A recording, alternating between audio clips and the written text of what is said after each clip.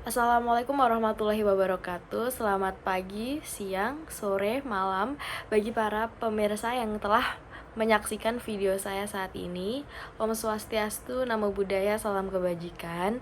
Pada kesempatan yang telah diberikan, saya akan menjelaskan terkait lahirnya sebuah Pancasila dari mulai terbentuknya BPUPK, PPKI, sampai akhirnya Pancasila tersebut disahkan sebagai dasar negara Republik Indonesia hingga saat ini. Pertama-tama mungkin saya akan memperkenalkan diri terlebih dahulu. Perkenalkan, nama saya Adelia Febriana Putri, merupakan mahasiswi Universitas Terbuka Jakarta, program studi akuntansi, Fakultas Ekonomi Bisnis. Saat ini saya semester 5 dan merupakan seorang pekerja dan juga aktif dalam beberapa organisasi yang ada di universitas maupun di luar universitas UT Jakarta. Langsung saja kita awali dengan lahirnya Pancasila yang diawali dengan pembentukan BPUPK. Bab pertama yaitu lahirnya BPUPK dan sidang BPUPK. Baik, dimulai dari titik pijak terbentuknya BPUPK. BPUPK ialah Badan Penyelidik Usaha Persiapan Kemerdekaan yang didirikan pada tanggal 29 April 1945. Sebenarnya ini adalah hari pertama mereka bersidang ya. Jadi pertama-tama di saat tanggal 28 April 1945 mereka sudah mulai melakukan upacara peresmian pembentukan BPUPK ini. Artinya ada upacara pembukaan terkait organisasi ini. Lanjut, organisasi ini diketuai oleh Dr. KRT Rajiman Widyodiningrat itu sebagai ketua. Ketua mudanya adalah Ichibanse Yoseo dan RP Sueroso. Jumlah anggotanya ada 60 orang, itu di luar dari ketua dan ketua muda tersebut ya. Jadi 3 orang tersebut di luar dari 60 orang. Nah, total dari keanggotaannya itu adalah 67. Itu termasuk perwakilan militer Jepang. Nah, sidang pertama BPUPK itu adalah 29 sampai 1 Juni 1945. Sidang kedua ialah pada tanggal 10 Juli sampai 17 Juli 1945. Sidang pertama BPUPK. Setiap sidang pertama BPUPK itu memiliki 2 sesi, teman-teman. Jadi ada sesi pagi dan ada sesi siang. Nah, pada tanggal 29 Mei 1945, sesi pertama itu ialah gagasan Muhyamin, Margono, Sosrodiningrat, Suemitro, Wiranakoesoma, Werjaningrat, dan Suerojo. Dan pada sesi kedua itu meliputi gagasan Suesanto, Suedirman, Dasat, Roeseno, dan Aris. Itu pada tanggal 29 Mei 1945. Lanjut pada tanggal 30 Mei 1945, gagasan yang dikemukakan yaitu gagasan Muhammad Hatta, Haji Agus Salim, Samueddin, Wongso Nangor, Ir Suerachman, Suwandi, R. Abdurrahman, Suekiman, Suetarjo. Pada tanggal 31 Mei 1945, terdapat gagasan Abdul Qadir, Suepomo, Hendro, Martono, Yamin, Sanoisi, Liem Kuen Hian, Meonandar, dan Dahler. Sesi kedua itu ada Ir Suekarno, Ki Bagus Hadikusumo, Kwesomo Atmaja, Oi Tejong Hau, Parada Harahap, dan Dr. Buentara. Tanggal 1 Juni 1945 itu ada AR Baswedan, Muzakir, Otto Iskandar Dinata, Suekarno yang menyampaikan lagi, dan Lautahari dan Suekarji. Itu adalah beberapa tokoh-tokoh yang menyampaikan gagasan-gagasannya untuk pembentukan dasar dari Pancasila sendiri, teman-teman.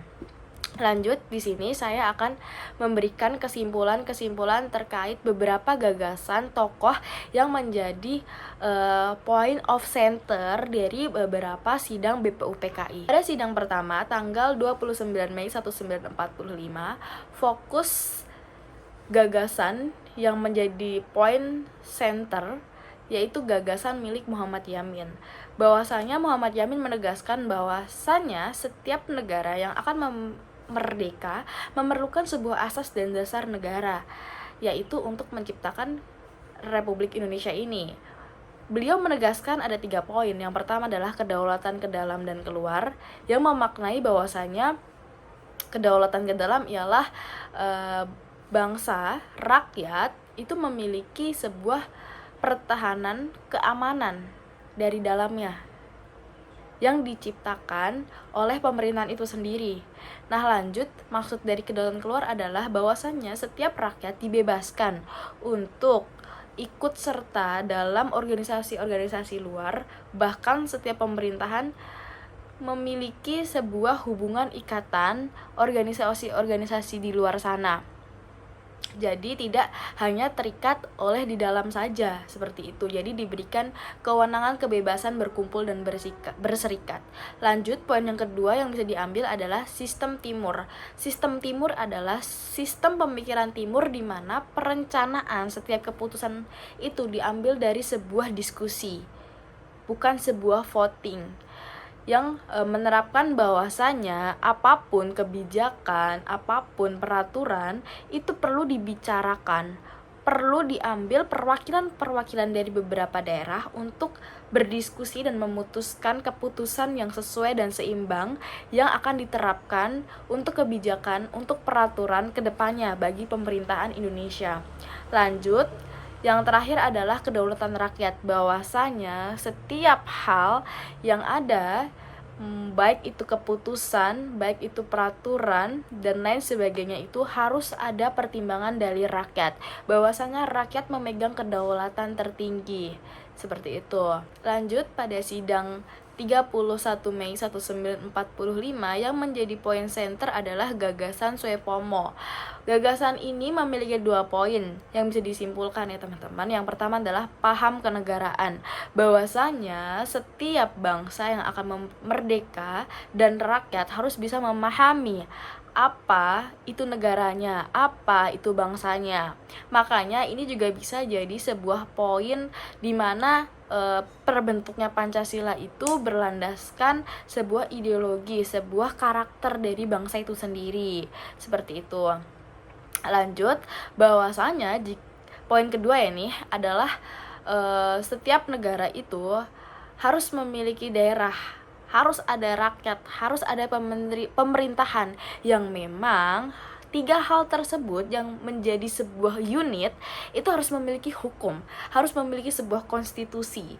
Jadi ibaratnya Pancasila itu sebagai dasar dan konstitusi ini adalah sebagai turunan dari terciptanya Pancasila, seperti itu. Jadi perlu ada peraturan-peraturan, hukum-hukum yang memang digunakan sebagai penguat, sebagai penambah dari si dasar-dasar ideologi tersebut, seperti itu. Lanjut, pada sidang 31 Mei 1945, fokus gagasan yang menjadi center adalah gagasan Soekarno, yang mungkin ini merupakan sebuah gagasan yang dipertegas pada tanggal 1 Juni 1945 ya, sebagai pidato penutup ya. Bahwasanya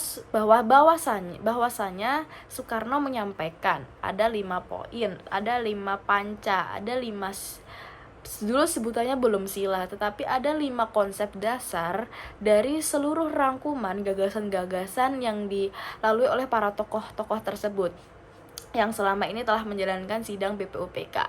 Yang pertama adalah kebangsaan, kedua adalah internasionalisme, ketiga adalah mufakat, dasar perwakilan, dasar kemusyawaratan, keempat ada kesejahteraan, kelima adalah bertawakal kepada Tuhan Yang Maha Esa. Soekarno menyampaikan bahwasanya jika memang para tokoh-tokoh ini tidak menyetujui akan gagasan lima gagasan yang telah beliau sebutkan atau bisa disebut sebagai panca, maka beliau mengubahnya menjadi 3 trisila, yaitu sosionalisme, sosiodemokrasi, dan ketuhanan. Lanjut, jika memang dari 3 konsep trisila tersebut masih belum mendapatkan sebuah persetujuan, maka gagasan diubah menjadi 1 prinsip, yaitu gotong royong. Setelah itu, sidang BPUPKI pertama ditutup dan diselesaikan pada tanggal 1 Juni 1945. Lanjut, setelah sidang itu berakhir, terbentuknya sebuah panitia kecil yang disebut sebagai Panitia 9. Panitia 9 ini diketuai oleh Soekarno yang memiliki anggota Hatta Yamin, A.A. Marimis, Soebardo, Warjid Hasjim, Kiai Haji Kahar Muzakir, Haji Agus Salim, R. Abdikuesomo Tejokro Swejoso. Oke, itu ada total 9 ya guys. Nah, Panitia 9 ini tugasnya apa sih? Panitia 9 ini adalah tugasnya untuk mengelola usulan-usulan dari anggota BPUPKI. Jadi di saat sidang pertama BPUPK itu, mereka kan menyampaikan gagasan. Nah, yang bakal mengelola, yang bakal meringkas, yang bakal mengupdate gagasan-gagasan tersebut adalah si Panitia 9 ini, teman-teman. Nah, pada tanggal 2 Juni sampai 9 Juli itu terjadi masa resesi. Di mana pada tanggal 15 Juni beberapa anggota BPUPK itu menyampaikan usulan kepada Yimuk Yokudzo. Apa sih itu? Itu tuh bisa disebut sebagai sekretariatnya BPUPK, teman-teman. Apa hal itu terjadi? Hal itu terjadi karena BPUPK ataupun Panitia 9 yang saat ini bertugas itu belum menyampaikan update terbaru, informasi terbaru dari hasil keputusan gagasan-gagasan yang sebelumnya telah dijabarkan dan telah dilampirkan, teman-teman. Nah, oleh karena itu BPUPK secara langsung menegaskan bahwasanya sudah ada rancangan undang-undang sementara dari beberapa anggota BPUPK itu yang menyampaikan usulan. Apa sih usulannya? Usulannya adalah secara langsung menyampaikan rancangan undang-undang sementara tanpa melalui Panitia 9, karena Panitia 9 belum ada pekerjaan apa-apa nih, belum ada progres nih, makanya mereka sekiranya ingin jauh lebih cepat gitu, mereka membutuhkan waktu cepat gitu untuk kemerdekaan Indonesia ini, makanya menyampaikan usulan tersebut. Nah, selanjutnya pada tanggal 22 Juni 1945 Panitia 9 ini baru mengadakan rapat perdananya yang dihadiri 38 anggota. Itu gabungan ya guys, dari Panitia 9 dan BPUPK. Hasil dari sidang ini adalah Mukadimah Hukum Dasar alinea keempat dalam Rumusan Dasar Negara. Muhammad Yamin menyampaikan kesepakatan ini yang telah ditulis tersebut, yang sudah menjadi sebuah hasil, disebut sebagai Piagam Jakarta. Nah, Piagam Jakarta ini, jika memang teman-teman masih ingat, yang menjadi sebuah kontra adalah tertulisnya sebuah teks yang menyatakan bahwasanya maka disusunlah kemerdekaan kebangsaan Indonesia itu dalam suatu susunan hukum dasar negara Indonesia yang terbentuk dalam suatu susunan negara Republik Indonesia yang berkedaulatan rakyat dengan berdasar kepada ketuhanan dengan kewajiban menjalankan syariat Islam bagi pemeluk-pemeluknya. Itu menjadi sebuah poin populer karena Indonesia ini terdiri dari beberapa banyak suku, agama, ras, maka kalimat tersebut hanya mencerminkan bahwasanya Indonesia ini hanya berpihak kepada kaum muslim yang ada di Indonesia. Untuk karena itu, mulailah terjadi sidang BPUPK kuarter kedua. Sidang BPUPK kedua. Sidang BPUPK yang kedua itu dimulai pada tanggal 10 Juli sampai 17 Juli 1945. Lalu, apa saja sih rincian mengenai sidang BPUPK yang kedua ini? Pada tanggal 10 Juli 1945, yaitu membahas tentang bentuk negara. Lanjut, hari kedua membahas batang negara dan undang-undang dasar serta rancangan undang-undang dan panitia perencanaan undang-undang ekonomi dan keuangan pembela tanah air. Lanjut, hari ketiga, sidang panitia kecil membahas keuangan ekonomi dan pembelaan serta perancangan undang-undang dasar. Hari keempat, rapat panitia perencanaan undang-undang. Hari kelima, membahas pernyataan kemerdekaan. Hari keenam, membahas rancangan undang-undang dasar. Hari ketujuh, melanjutkan pembahasan rancangan undang-undang dasar. Hari ke-8 melanjutkan pembahasan rancangan Undang-Undang Dasar. Dan hari terakhir, yaitu pada tanggal 18 Juli 1945, laporan tentang pekerjaan Dokuritsu Zunbi Tosakai atau BPUPK. Nah, setelah laporan-laporan dan kegiatan tersebut selesai dan sudah muncul ya pengelolaan hasil dari gagasan-gagasan tokoh pada sidang BPUPK pertama, maka hasilnya adalah laporan dari BPUPK tersebut. Maka dengan laporan tersebut, BPUPK resmi dibubarkan pada tanggal 7 Agustus 1945. Lanjut, yaitu pembentukan PPKI, Panitia Persiapan Kemerdekaan Indonesia. Dibentuk pada tanggal 9 Agustus 1945 oleh Jenderal Terauchi di Vietnam dengan mendatangkan Dr. Rajiman Widyodiningrat, Soekarno, dan Hatta. PKI ini bertugas meresmikan pembukaan dan batang tubuh Undang-Undang 1945. Yang kedua, mengurus pemindahan kekuasaan dari pihak Jepang ke Indonesia. Yang ketiga, mempersiapkan berbagai hal berkaitan dengan ketatanegaraan Indonesia. Setelah pembentukan PPKI, Golongan Muda banyak mendesak untuk segera memerdekakan Indonesia. Rapat PPKI yang awalnya dijadwalkan pada tanggal 16 Agustus 1945 batal karena peristiwa Rengas Dengklok. Peristiwa Rengas Dengklok tersebut disebabkan karena bangsa Indonesia, terutama golongan muda, mendengar bahwasanya Jepang telah menyerah kepada sekutu pada saat itu, sehingga golongan muda bertekad untuk menculik Soekarno, untuk diamankan dan untuk mendesak. Penculikan ini dimaksud adalah untuk mendesak Soekarno agar lebih cepat dalam memerdekakan Indonesia, dalam memproklamasikan bahwasanya bangsa Indonesia itu telah merdeka, seperti itu. Karena ini adalah sebuah kesempatan emas, itu adalah perspektif dari golongan muda gitu. Yang pada dasarnya memang Indonesia itu akan merdeka gitu, karena sudah ada perencanaan dari PPKI tersebut gitu. Lanjut, karena adanya peristiwa Rengas Dengklok tersebut dan membuat Soekarno-Hatta terdesak, maka pada tanggal 17 Agustus 1945, Soekarno dan Hatta secara resmi memproklamasikan kemerdekaan Indonesia di Jalan Pegangsaan Timur, Jakarta. Lanjut, yang awalnya sidang PPK itu pada tanggal 16 Agustus 1945, maka kegiatan tersebut diundur sampai tanggal 18 Agustus 1945, di mana PPKI mulai bersidang. Sidangnya ada di Gedung Kominfo Jalan Pejambon nomor 2. Ada 7 pokok materi sidang. Yang pertama, pidato proklamasi. Kedua, pengesahan pembukaan Undang-Undang 1945. Pengesahan batang tubuh Undang-Undang Dasar 1945. 4. Pengangkatan Presiden dan Wakil Presiden Indonesia. 5. Pembentukan Komite Nasional Indonesia Pusat. 6. Pembentukan Badan Penolong Keluarga Korban Perang dan Badan Keamanan Rakyat. 7.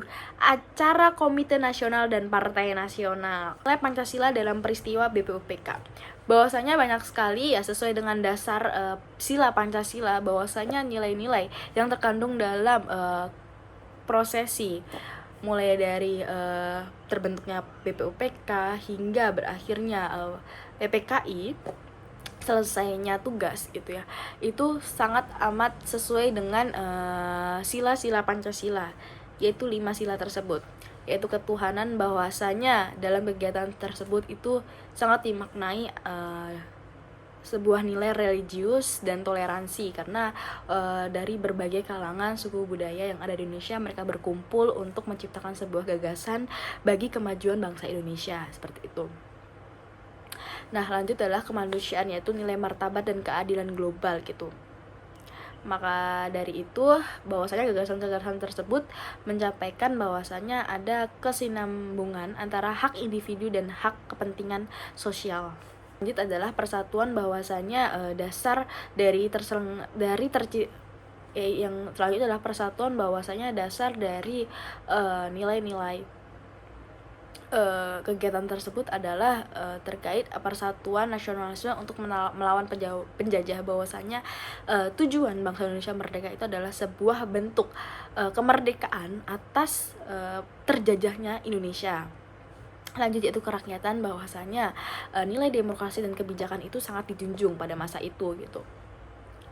Lanjut, yang terakhir adalah keadilan sosial, yaitu nilai kesejahteraan dan pemerataan ekonomi, di mana mereka dari awal juga sudah menetapkan bahwasanya kerakyatan, kemakmuran, selanjutnya adalah kemerataan yang dibentuk dengan adanya pembentukan badan ekonomi. Itu sudah menjadi sebuah bukti bahwasanya memang pemerintah Indonesia itu sepeduli itu kepada rakyatnya.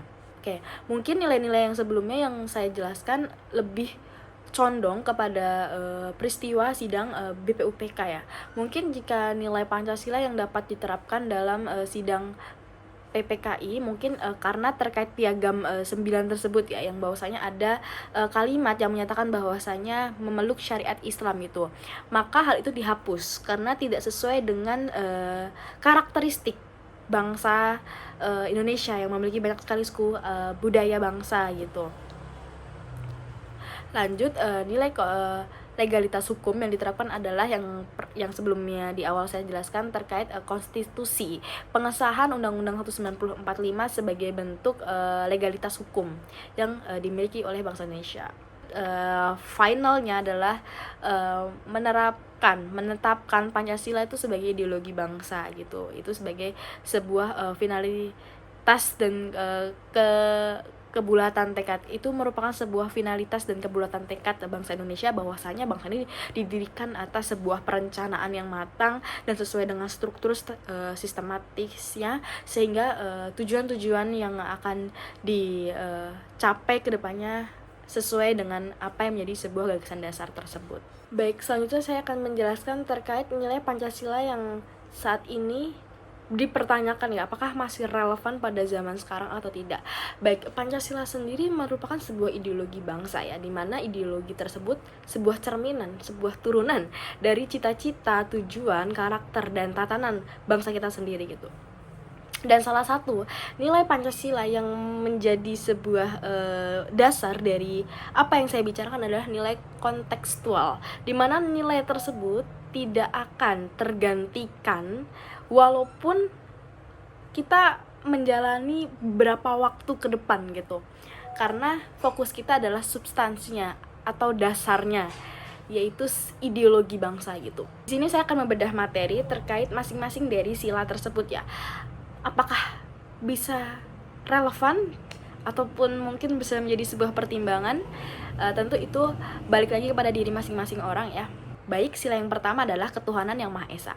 Ketuhanan yang Maha Esa itu untuk saat ini apakah bisa disebut relevan? Tentu bisa.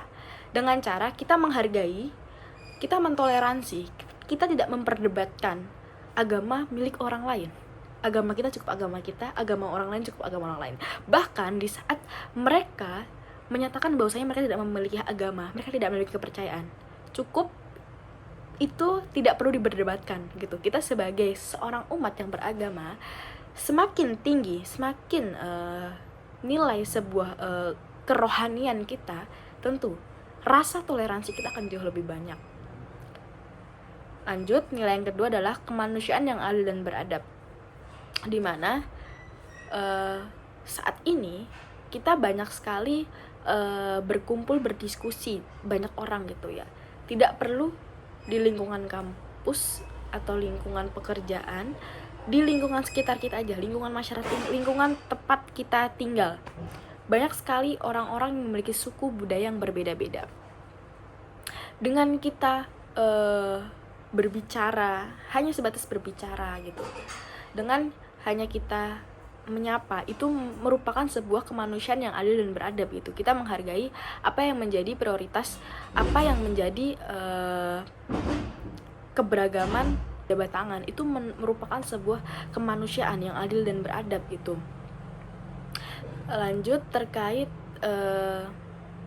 adab gitu, bahwa bahwasanya kita menghargai keberadaan mereka, kita menghormati adanya mereka.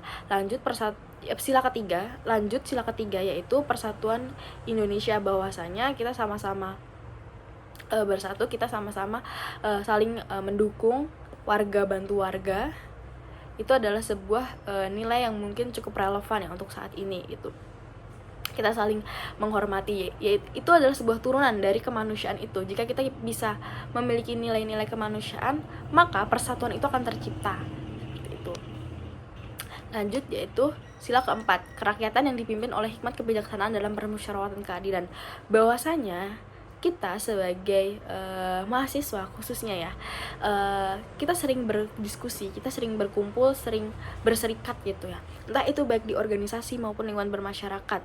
Lanjut, dalam menyampaikan sebuah putusan-putusan, tentunya kita akan selalu menerapkan sistem diskusi dan kita mencari apa sih akar permasalahannya. Itu merupakan sebuah nilai yang masih relevan di zaman sekarang gitu. Kita masih suka berkumpul, kita masih memiliki rasa bagaimana cara memutuskan sebuah perkara ya, dimana kita duduk bareng-bareng, kita berdiskusi bareng-bareng gitu, kita saling menyampaikan aspirasi kita, dan kita juga saling menghormati, menghargai dari beberapa teman-teman kita yang memang bisa jadi teman-teman kita itu berada di maksudnya berasal dari beberapa suku bangsa Indonesia gitu, yang memiliki karakter masing-masing gitu.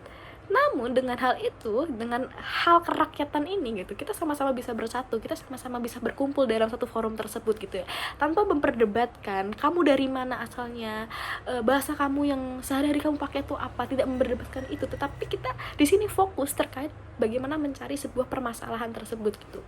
Itu sudah menandakan bahwasanya kita berhasil sampai di titik itu. Lanjut, yaitu adalah keadilan sosial bagi seluruh rakyat Indonesia. Bahwasanya keadilan sosial bagi seluruh rakyat Indonesia itu bisa tercapai jika memang unsur-unsur dari 1 sampai 4 poin tersebut bisa terlaksana dengan baik, maka keadilan itu akan senantiasa selalu hadir. Itu adalah sebuah hasil dari usaha-usaha yang sudah kita lakukan sebelum-sebelumnya. Jika kita bisa memberikan sebuah kemanusiaan, jika memang kita bisa bersatu, kita bisa sama-sama saling menghormati, menghargai, bertoleransi, maka keadilan itu akan selalu datang kepada diri masing-masing kita. Seperti itu. Mungkin itu saja yang bisa saya sampaikan terkait lahirnya Pancasila sebagai dasar ideologi bangsa. Kurang lebihnya saya mohon maaf. Terima kasih telah menonton video ini. Wassalamualaikum warahmatullahi wabarakatuh.